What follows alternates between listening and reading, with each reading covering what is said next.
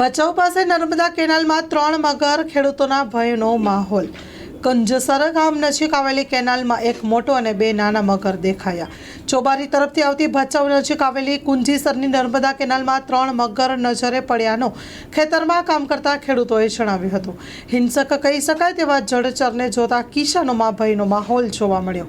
ભચાઉના pumping station પહેલા ચોબારી તરફથી આવતી નર્મદા કેનાલમાં ખેડૂત આગેવાન મંજી ગામીની વાડી પર કામ કરતા ખેત મજૂરને નજરે ચડ્યો હતો। તેમને જણાવ્યું હતું કે સાંજના સમય એક મોટો અને તેની સાથે 2 નાના મગર ક્યારેક બહાર નીકળે છે।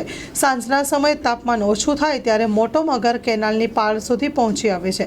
ખેડૂત દ્વારા મોબાઈલથી વિડીયો પણ બનાવવામાં આવ્યો હતો। મગર દેખાતા નજીકમાં આવેલ વાડી, ખેતરના માલિકો અને કામ કરતા ખેત મજૂરોમાં ભયનો માહોલ ફેલાયો છે। વન વિભાગ દ્વારા મગરને પકડવાની કામગીરી કરવામાં આવે તે જરૂરી બન્યું છે। Story report by Rana Ahir, Bhachau.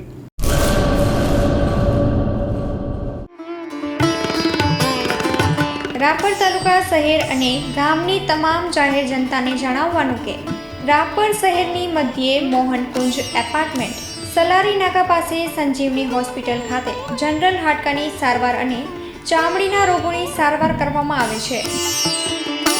સેવા આપતા ડૉક્ટર પ્રવીણભાઈ રાંગી, ડૉક્ટર સાગર સોલંકી અને ચામડી રોગના સ્પેશિયાલિસ્ટ ડૉક્ટર મિતેશભાઈ ઠક્કર આવશે।